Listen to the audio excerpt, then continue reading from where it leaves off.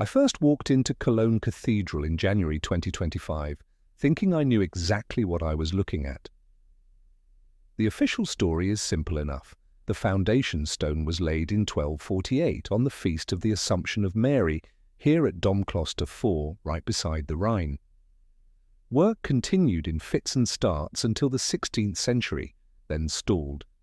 In the 19th century, Prussia resurrected the medieval plans, and on 15th October 1880 the last stone was placed on the 157-metre spire. That version is printed on postcards, tourism brochures and UNESCO plaques. It's comfortable, finished, complete. But the first time I went under the floor into the archaeological zone beneath the cathedral, that story started to fray. There, in dim light, I saw massive basalt foundations bound with tuff and mortar, not Gothic sandstone. And along one of those foundation walls there was a sealed arch, a carefully turned stone doorway, now bricked up in a different masonry. Some alternative researchers would call it a Tartarian doorway. I don't accept that label lightly, but I also don't ignore it. The first time I crossed the Domplatz, the broad concrete plaza around the cathedral, I did what everyone does. I craned my neck, took the obligatory photo of the twin spires, and mentally filed Cologne Cathedral under High Gothic, finished late, big tourist magnet. The official construction history is well rehearsed by every tour guide in the city. Medieval work starts in 1248, inspired by French cathedrals like Amiens.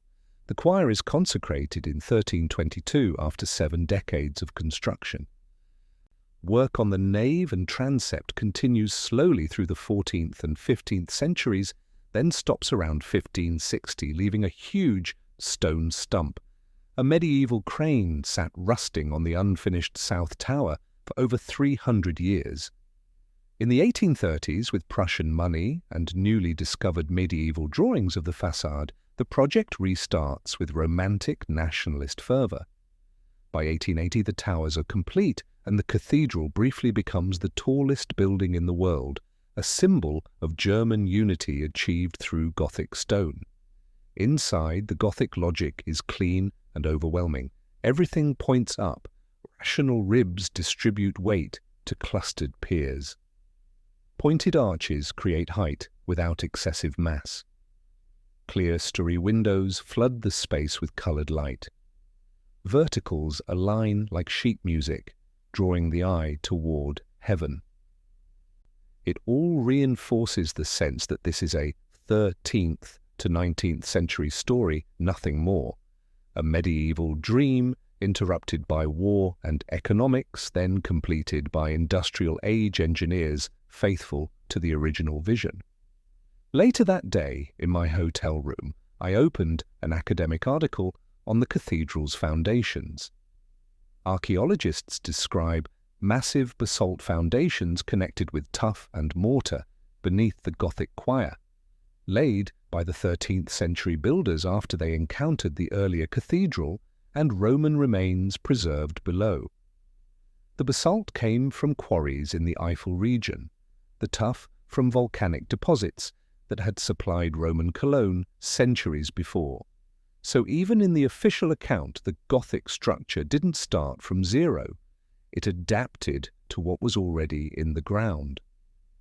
The builders of 1248 weren't working on virgin soil. They were building on top of a Carolingian cathedral, which was built on top of an early Christian church, which was built on top of Roman structures, layer upon layer, going down into the darkness beneath the nave. This is where Tartaria first slipped into my notes. Alternative Tartarian researchers claim cathedrals are caps placed over older, more advanced Tartarian infrastructure, that the Gothic shell conceals something deeper, something the mainstream narrative deliberately obscures or ignores. Mainstream historians say Gothic churches often reuse Roman and earlier foundations for practical reasons. Both agree on one thing: the story often starts below the floor, not above it. At this point, I still assumed Cologne would be a standard case of medieval builders recycling Roman stone. Nothing more exotic than sensible construction practice, a line in the notebook, not a rabbit hole. Still, that phrase, a massive basalt foundations, sat uncomfortably against the soaring sandstone above. Basalt is dark, dense, volcanic. The Gothic superstructure is light sandstone, airy, aspirational. It felt like the building itself was split between two different worlds, two different logics, two different eras that somehow had to coexist in the same footprint. A few days later, I booked an underground tour. The archaeological zone beneath the cathedral and adjacent Rathausplatz is part of a larger project now branded as Miqwa, the Jewish museum in the archaeological quarter. When complete, it will stretch under the town hall square and link together the Roman Praetorium, medieval Jewish quarter, and goldsmiths' quarter, 2,000 years of structures stacked under the modern city, accessible through glass walkways and climate-controlled passages. Under the cathedral proper, the air is noticeably cooler, carrying a faint mineral smell of old stone and damp earth. The lighting is clinical, LED strips along glass walkways, pools of illumination on key finds. A guide in a museum vest gestures at black basalt blocks forming the cathedral's foundations, noting how 13th century masons tied them into the older Carolingian cathedral and earlier Roman walls. The technique, she explains, was standard practice for the era. You don't demolish good foundations if you can incorporate them into your new structure. At one point, the group stops before a low wall, perhaps 1.5 meters high. The guide explains politely that this marks the outline of an earlier building phase, possibly part of the Carolingian cathedral, possibly something older. People nod, take pictures with their phones, move on toward the more photogenic Roman sections. I hang back, letting the group drift away. The wall isn't just a wall. In the middle of it is a half-height stone arch, beautifully formed, springing from squared jambs and rising to a keystone, and then abruptly filled with later brickwork. The infill is rough, different color, different mortar, clearly secondary work, done at a different time by different hands. The curvature of the arch, though, is geometrically perfect, matching the load-bearing logic of the surrounding masonry with an elegance that feels intentional rather than accidental. It looks like a door that used to matter, a door that once led somewhere important enough to merit careful construction and later became important enough to seal permanently. I check the information board mounted on a nearby pillar. It calls this a blocked medieval entrance, no longer in use after later building phases. If that explanation is reasonable on its face, doors are blocked all the time when architectural plans change. A passage that made sense in the 9th century might become redundant or inconvenient by the 13th. But the alignment bothers me. The arch doesn't point toward any current space in the cathedral above. If you extended its axis forward, tracing an imaginary line through the brickwork, it would run into an area now occupied by Roman remains and the future Miqwa exhibition route. It once connected to something that no longer appears in the visible plan, something that was either demolished entirely or perhaps still exists in a part of the undercroft that isn't open to tourists.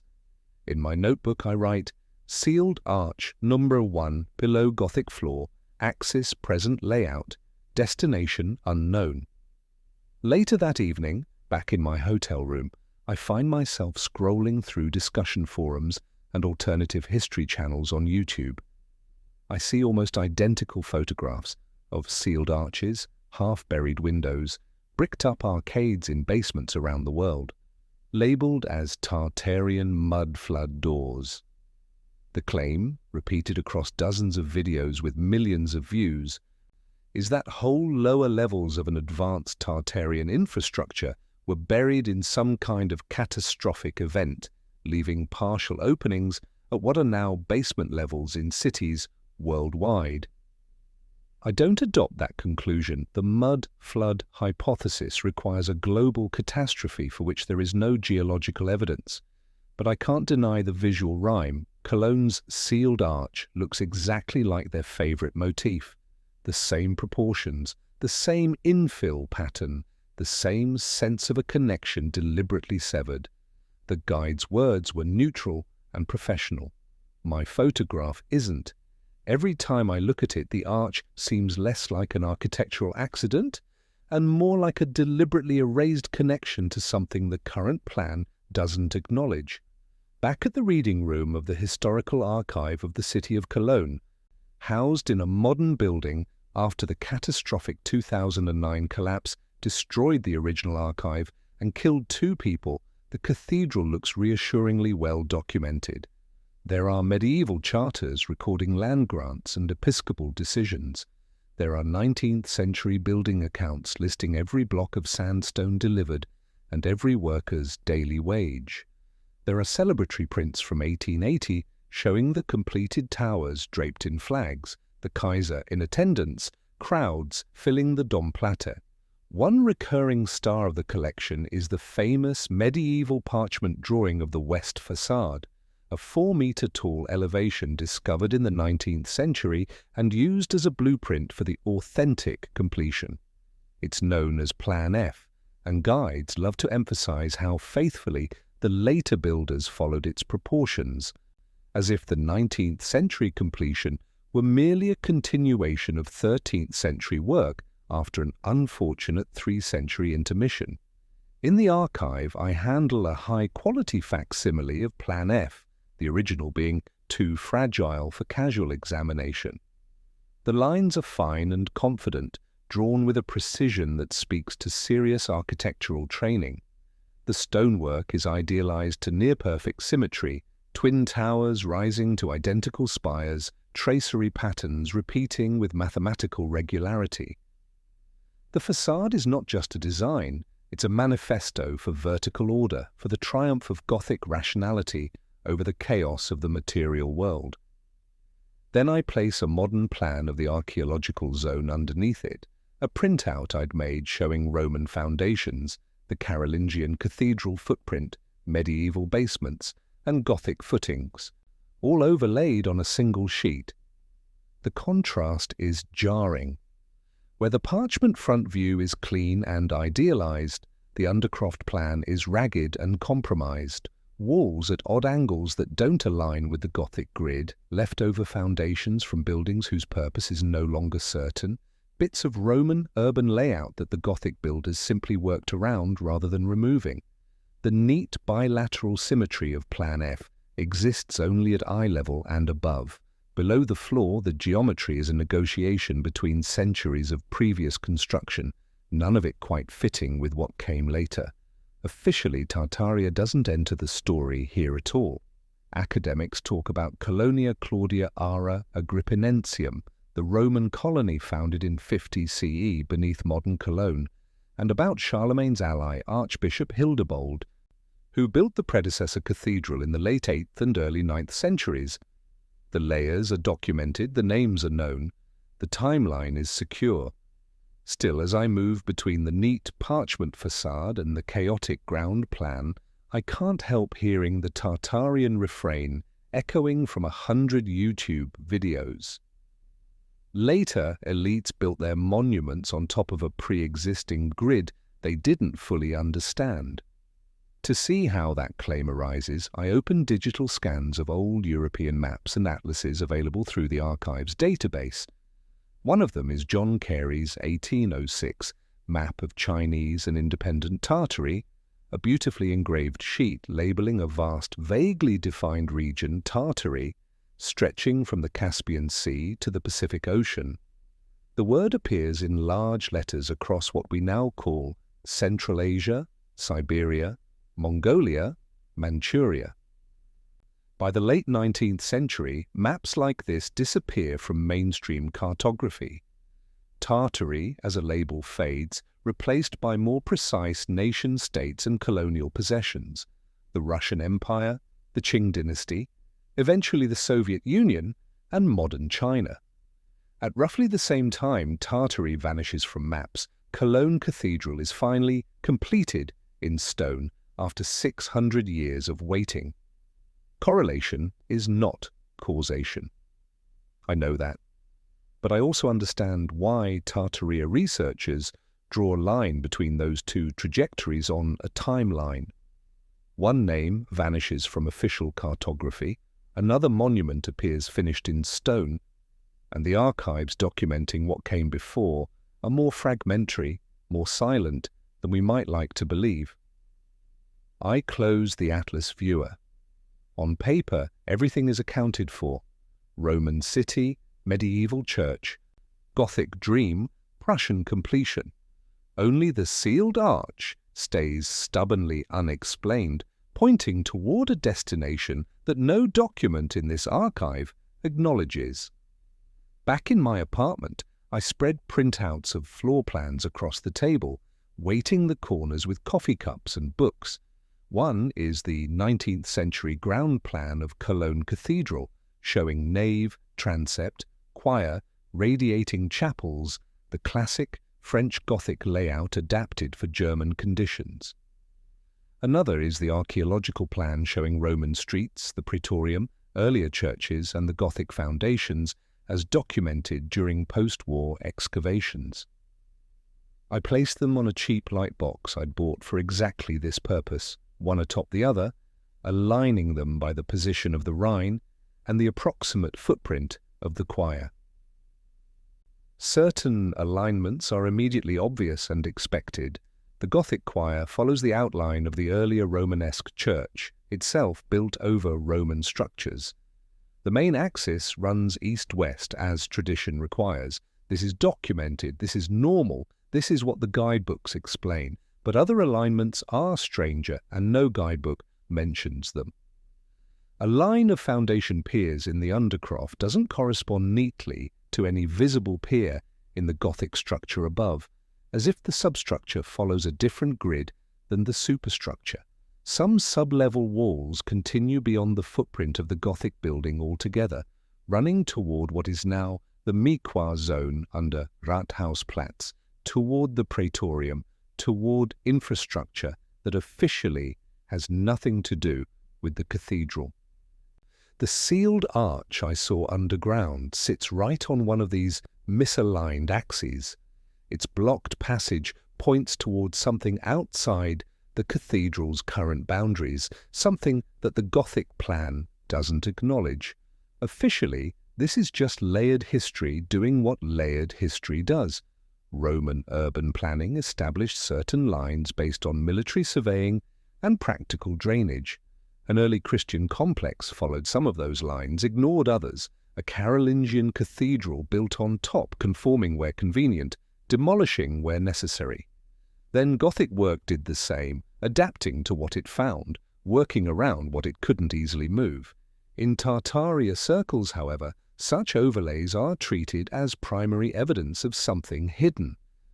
They speak of a Tartarian grid, an underlying geometric and infrastructural logic that later builders adapt without fully understanding, the way a medieval peasant might use a Roman aqueduct as a ready-made wall without grasping hydraulic engineering. Cathedrals in this reading are merely reskins, Gothic facades plugged into older Tartarian networks whose original purpose has been forgotten or deliberately suppressed. I don't see power nodes or free energy machines in my overlays. I see something subtler but still significant: persistence. Certain spacings, certain alignments, certain infrastructural decisions survive regime changes, theology shifts, invasions, fires and wars. The Roman sewer system, for instance, continued to shape Cologne's drainage lines for nearly 2,000 years, and some stretches remained in active use until 19th century modernization finally replaced them. That continuity is entirely explainable within mainstream history. Roman engineering was excellent, built to last. Medieval and early modern cities lacked both the resources and the motivation to replace what still worked. It's pragmatism, not mystery. But it also means there is something like an inherited grid beneath Cologne, whether we call it Roman, medieval, or, in the language of alternative researchers, Tartarian. The name matters less than the phenomenon. Infrastructure persisting across centuries constraining what later builders can do, shaping the city in ways that no single generation planned. The sealed arch is just one pixel in that grid. Seen alone, it's a trivial archaeological detail, barely worth a photograph. Seen on a transparent overlay against 2,000 years of urban development, it becomes a node on a map that no single period fully authored, a point where layers touch and diverge, where the Gothic plan meets something older and turns aside. If Tartaria discussions obsess over anything, it's water, fountains that seem too advanced for their supposed construction dates. Star forts surrounded by geometrically perfect moats, odd cisterns and chambers that look more like pressure vessels than simple storage tanks. Hydraulic systems that official histories attribute to Victorian engineers, but that appear, on closer inspection, to predate the documented construction by decades or centuries. So I went looking for water around Cologne Cathedral. A few streets away, under Kleine Budengasse, a section of the Roman main sewer is open to visitors as part of the city's archaeological trail. It once lay around 9 meters below the Roman street level, carrying wastewater from Colonia, Claudia, Ara Agrippinensium to the Rhine, along a carefully calculated gradient. Today, you descend a modern stair, duck through a low doorway, and find yourself standing in a stone tunnel roughly 2 meters high and perhaps 1.5 meters wide. The walls and barrel-vaulted roof are built of tough blocks, neatly cut and tightly fitted in the Roman manner. A central channel lined with hydraulic cement slopes gradually toward the river at a grade precise enough to maintain flow without causing erosion. The engineering is genuinely impressive, still structurally sound after nearly 2 millennia. An informational panel at the entrance explains that much of Cologne's sewerage system remained essentially Roman until the 19th century, when industrial growth and population pressure finally forced a comprehensive modern overhaul. Even then, the panel notes, engineers often used the old Roman lines as guides for the new network, following gradients and routes that Roman surveyors had calculated 2,000 years earlier. I traced the published sewer map with my finger, the Roman main line under the town hall and Spanish Abao, the secondary channels under the archaeological zone, their paths relative to the cathedral foundations. I'm looking for patterns, for points where the old hydraulic system and the Gothic foundations might interact. Something odd emerges, not a conspiracy, just an infrastructural quirk. Some stretches of the old sewer system, especially near the cathedral precinct, have been rerouted around later obstacles, creating gentle backflows and detours where, in a totally free design, you'd expect a direct drop to the Rhine. The water doesn't always flow in the most efficient direction. Something got in the way. 19th century engineers explain this clearly in their municipal reports. When you build new infrastructure, you dodge old structures that can't be easily moved. When you tunnel new sewers in a city honeycombed with Roman and medieval remains, you compromise. You go around the obstacle rather than through it, even if the result is hydraulically suboptimal. Tartaria researchers read such compromises very differently. They look at those same diagrams and say, the modern system is bending around Tartarian infrastructure that couldn't be removed, not just because of archaeology, but because it was still doing something, still serving some purpose that the engineers didn't understand or weren't willing to disrupt. In Cologne, the evidence doesn't require that interpretation. Roman precedence is entirely sufficient to explain the detours. The Romans built well, and later generations built around them. Simple pragmatism. But the pattern, long-lived subterranean waterworks dictating later development, forcing modern engineers to adapt their plans to accommodate ancient infrastructure, is exactly the pattern Tartarian researchers point to in cities worldwide. It's their signature, their smoking gun, their proof that something older and more sophisticated lies beneath the official history. A 1903 municipal engineering report I found in the City Archive mentions, almost in passing, abandonment of certain older conduits deemed no longer serviceable in the cathedral precinct. The description is vague and bureaucratic. Presumably, these were remnants of earlier drainage equipment, perhaps medieval, perhaps older. No photographs accompany the entry, no detailed plans show what exactly was abandoned, where the conduits led, what they once carried. The more I followed the sewers through the archives, the more the cathedral above felt like a late arrival, a magnificent guest, politely balancing on top of infrastructure decisions made by engineers who never heard the word Gothic, never imagined spires or flying buttresses, never thought in terms of divine light filtering through coloured glass, and who certainly never heard the word Tartaria. But someone built those sewers, someone calculated those grades, and someone, centuries later, decided that certain conduits were no longer serviceable without explaining what service they had once performed.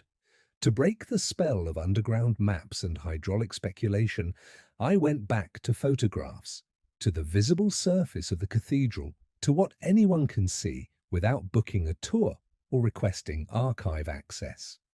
In a 19th century print dated to approximately 1856, the cathedral's south tower is only a truncated mass with a medieval crane perched on top, surrounded by houses pressed up against the choir walls. The building looks incomplete and forlorn. The great Gothic ambition visibly stalled for 3 centuries. In another photograph from around 1880, the same viewpoint shows completed twin spires soaring 157 meters into the sky, the surrounding medieval houses cleared away, the cathedral rising cleanly out of an open plaza. The crane is gone, replaced by carved pinnacles. The Gothic dream is finally solid in stone. Up close, though, the story isn't as simple as unfinished, then finished. Stone conservation studies note that the medieval sections of the cathedral, primarily the choir and lower transept, are built from Drachenfels trachyte, a volcanic stone quarried from the Siebengebirge hills south of Bonn and transported down the Rhine by barge. The 19th century editions use various sandstones from different quarries, chosen for availability and cost. After 1900, restoration work replaced areas of decay with Krensheimer Muschelkalk limestone. On the facade, some of these material transitions happen mid-piece. An old trachyte block continues into newer sandstone with almost seamless visual effect, the junction disguised by careful carving and deliberate weathering. The color tones differ slightly if you know what to look for. Trachyte is grayer, sandstone warmer, but the geometry of the Gothic ornament continues across centuries without interruption. From a distance, it reads as one continuous 13th century effort interrupted only by time. Close up, with a hand lens and a conservation report, it's a stratigraphy of material choices spanning 700 years. For Tartaria enthusiasts, such visual continuity is paradoxical evidence. They argue that Victorian masons could not have built this from scratch, that the precision visible in older blocks suggests technology beyond medieval hand tools, and the seamless integration of old and new suggests 19th century workers were merely completing something whose core already existed. Only an older, more advanced Tartarian civilization could have produced the original structure, they claim. The scientific literature on stone deterioration and Gothic construction techniques doesn't support that interpretation. It documents exactly how medieval masons achieved remarkable precision through geometric methods, templates, and accumulated craft knowledge.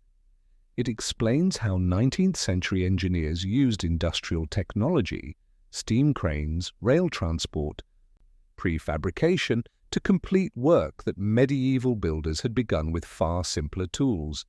But once you've watched enough Tartaria videos, you can't unsee how Cologne's facade, photographed at certain angles in certain light, looks exactly like their sample images.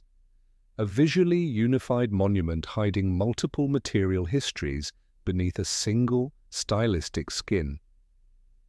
One afternoon I spent 2 hours doing something very ordinary, walking slowly around the cathedral exterior, looking only at the junctions, the places where one material meets another, where one construction phase ends and another begins.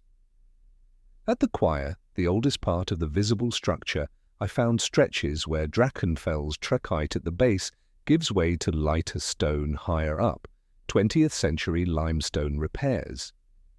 The transition is subtle but visible, a slight change in color, a difference in surface texture.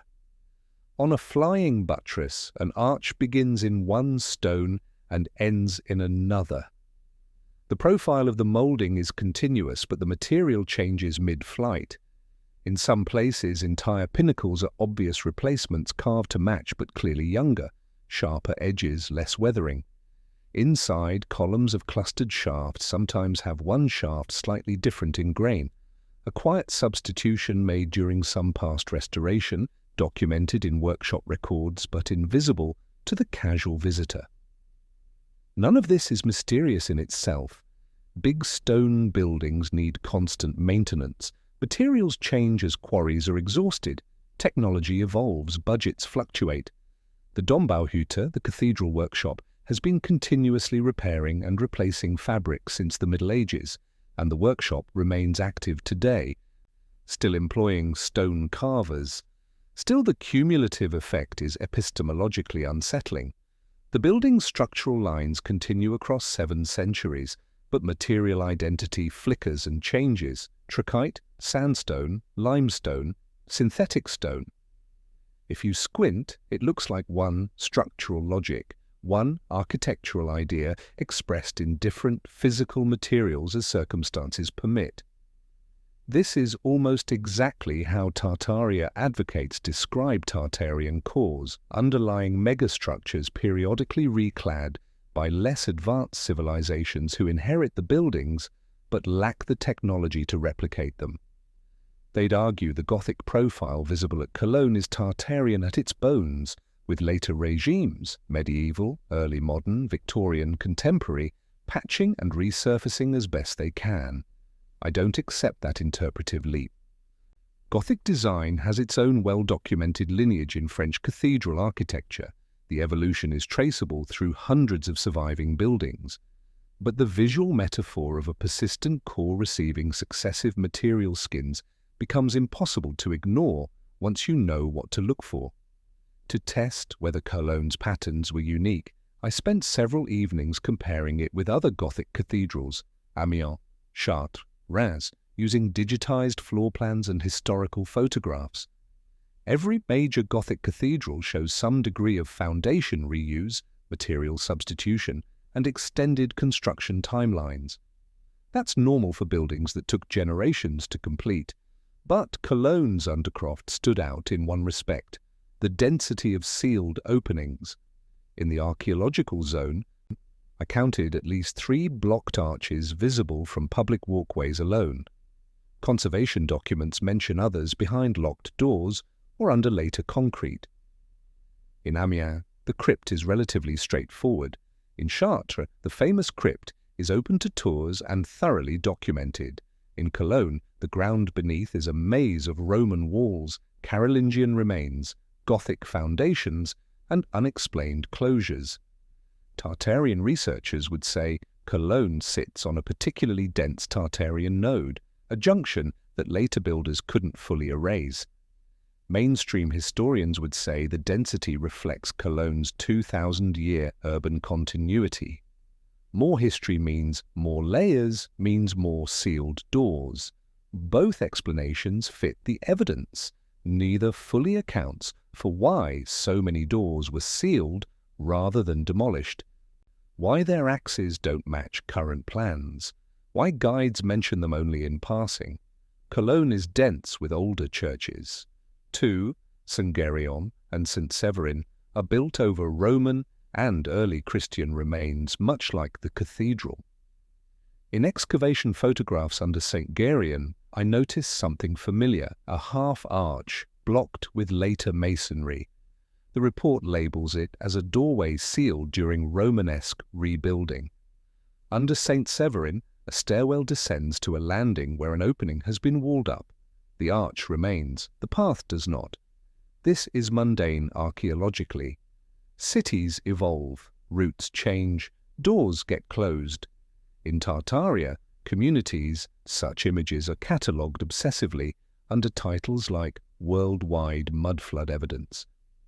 The argument? Identical forms sealed identically across continents, too consistent to be random.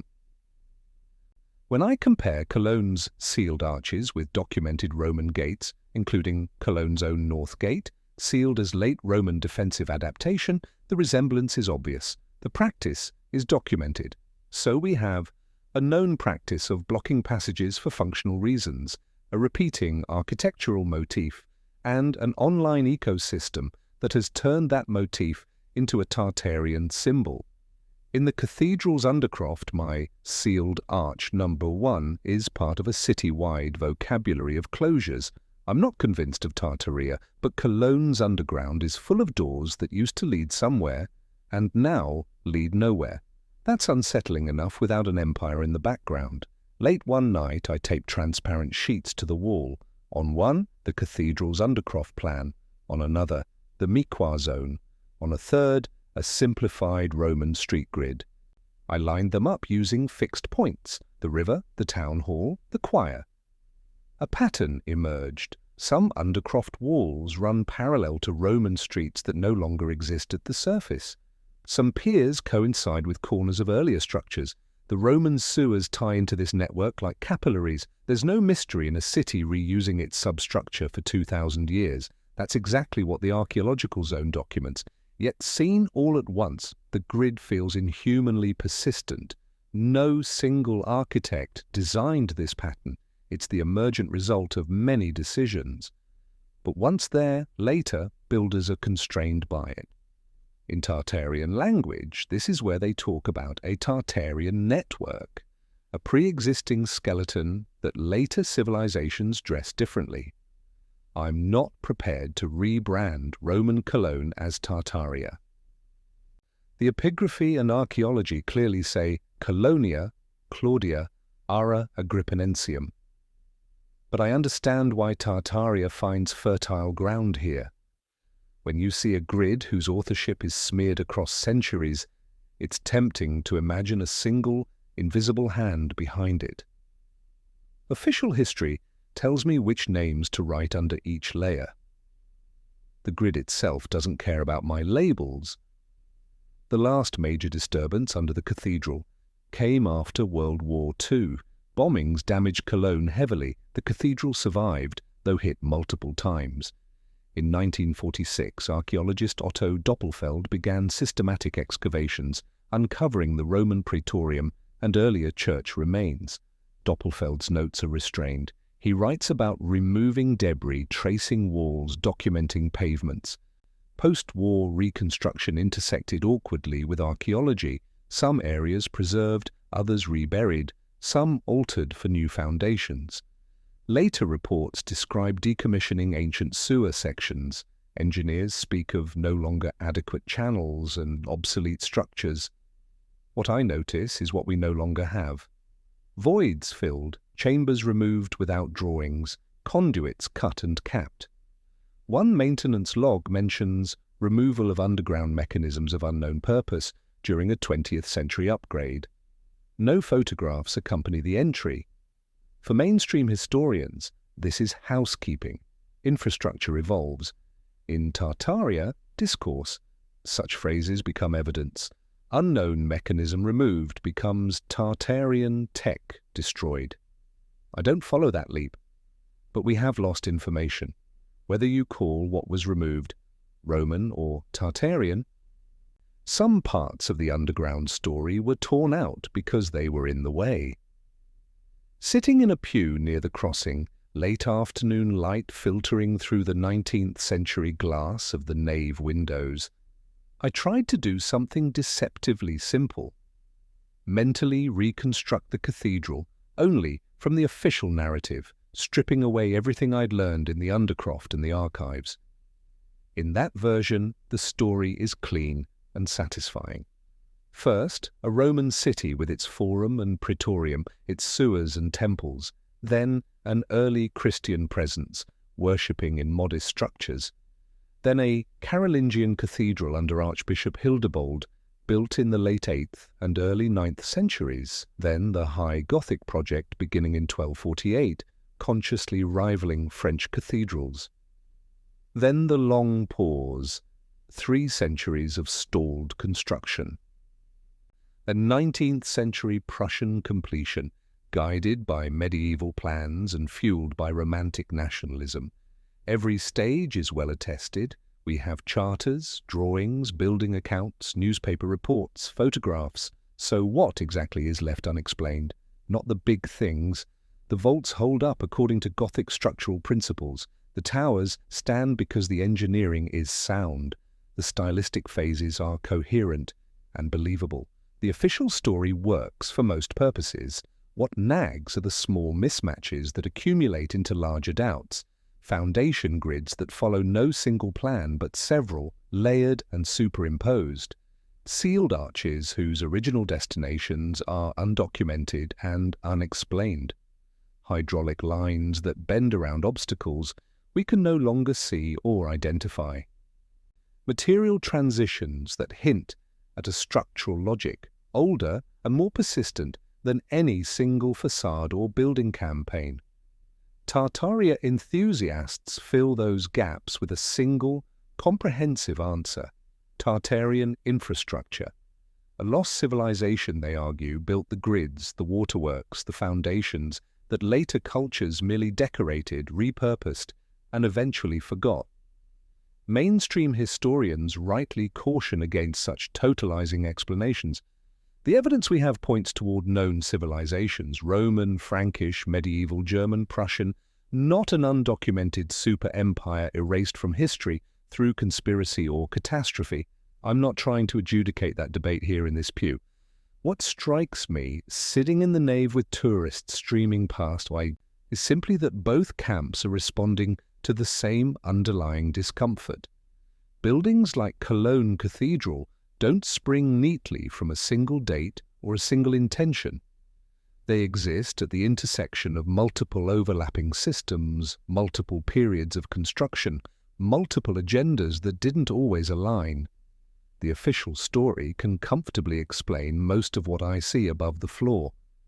But when I remember the sealed arch directly beneath my feet, its axis pointing towards something the current plan doesn't acknowledge, its destination erased from every document I've found, I realize the official story still can't explain everything. And that leftover space, that margin of the unexplained, is exactly where alternative frameworks like Tartaria slip in and take root. Once you start looking for inherited infrastructure, it appears everywhere, not just in Cologne. Roman walls reused as medieval fortification cores across Europe. Roman sewers remaining in active service until the 19th century or later. Churches built over temples, mosques built over churches, new temples built over mosques, each layer leaving foundations and alignments for the next to incorporate or awkwardly work around. In cities that appear on 17th and 18th century maps as part of Great Tartary or Independent Tartary, alternative researchers point to strikingly similar patterns. Monumental buildings sitting on older substructures, with arches and corridors that seem out of scale with their documented later uses. They connect these observations across continents: St. Petersburg, Istanbul, San Francisco, Melbourne, Buenos Aires, and call it Tartarian architecture, a global signature of a suppressed civilization. Mainstream scholarship offers other labels for these same phenomena: Roman provincial architecture, Byzantine influence, colonial eclecticism, Beaux-Arts international standardization. The patterns of reuse and inheritance are real and widely documented. The disagreement is about what name to attach and what the patterns ultimately imply about history. Cologne isn't labelled Tartaria on any historical map I've examined. It sits firmly in Roman Germania, then in Carolingian and medieval Christendom, then in modern Germany.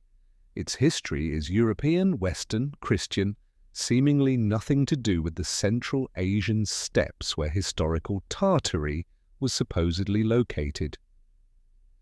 Yet the structural logic that Tartaria researchers describe, cathedrals and monuments as caps placed over older hydraulic and structural systems, later cultures inheriting and adapting infrastructure they don't fully understand or acknowledge, does match what I've observed here, even if the older systems are demonstrably Roman and Carolingian rather than mysteriously Tartarian. Perhaps the most defensible version of the Tartarian hypothesis isn't a single global empire built everything we see, but rather, later, cultures routinely inherit infrastructure without fully documenting or understanding what they've inherited, and this pattern repeats worldwide. That is something mainstream historians can actually agree with. The evidence of Cologne's undercroft, its Roman sewers, still shaping modern drainage 2,000 years later. Its sealed arches pointing towards spaces no longer on any official plan. All of it supports the pattern of inheritance and institutional forgetting. Alternative researchers then go one step further, attaching a single unifying label, Tartaria, to this very ordinary historical phenomenon of layered construction. They transform inheritance into conspiracy, forgetting into deliberate suppression. I don't follow them that far. The evidence doesn't require a hidden empire to explain what I've seen, but I think they are responding, however clumsily and inaccurately, to something real and genuinely unsettling. We live on top of systems we didn't build, in cities whose foundations were laid by people whose names we've forgotten, whose purposes we can only guess at, whose infrastructure we've inherited without acknowledgement or full understanding. Whether we call those underlying systems Roman, medieval, or Tartarian, the experiential effect is the same. The ground beneath our feet belongs to more stories than we usually tell. I keep one image pinned above my desk. Not the iconic facade, not the famous stained glass, not the soaring nave. Just a photograph I took quickly, almost furtively, before the tour group pulled me along, the sealed arch in the undercroft wall. In the frame, you can see everything that troubles me about this investigation. The curve of the arch, geometrically perfect, cut from stone that matches the surrounding wall. The infill, brick of slightly different color, laid in a different bond pattern, clearly added later by different hands. A modern electrical cable running across the scene, clipped casually to stonework that spans centuries. A small excavation tag in the corner, marking the find for archaeologists, almost invisible to anyone not specifically looking for it. Somewhere in Mikwa's site records, there is likely a brief description. Blocked doorway probably sealed during later construction phase, no access to area beyond. That's the official conclusion, and it's probably correct as far as it goes. To a mainstream visitor, this arch is a non-feature, not worth photographing or remembering. To a structural engineer, it's a minor curiosity of layered construction, nothing more. To a Tartaria believer, it's Exhibit A, a buried level, a severed corridor to a lost system, a Tartarian remnant that official history refuses to discuss or explain. To me, after months with this investigation, it's something else entirely. It's a point of contact between layers that weren't supposed to touch. Roman engineers channeling water toward the Rhine according to precise calculated grades. Early Christians raising worship spaces over pagan urban fabric. Carolingian builders creating a cathedral adequate for Charlemagne's imperial ambitions. Gothic masons keying their ambitious new choir into whatever solid foundation they could find. 19th century Prussian nationalists completing a medieval dream with industrial scaffolding and romantic ideology. 20th-century archaeologists and engineers demolishing some voids, preserving others, pouring concrete where expedient. None of them thinking they were building Tartaria, all of them leaving marks that can, if you choose, be assembled into that alternative narrative. I don't know what lay beyond that doorway when it was open. I don't know exactly why it was sealed, or when, or on whose orders. I only know that someone once considered it important enough to build carefully, and someone later considered it important enough to close permanently and erase from the working plans. The final image of this investigation holds on that sealed arch, longer than feels comfortable. No voiceover, no conclusion, just stone and brick and a thin cable humming with modern electricity strung across a doorway that no longer leads anywhere we're permitted to go. Whether you see that as ordinary historical layering, the predictable residue of 2,000 years of continuous urban life, or as a trace of something older and stranger, deliberately hidden beneath a famous cathedral, is not for me to decide. For me, it remains exactly what it was on the first day I saw it, a quiet architectural contradiction under a world-famous cathedral that refuses to explain itself.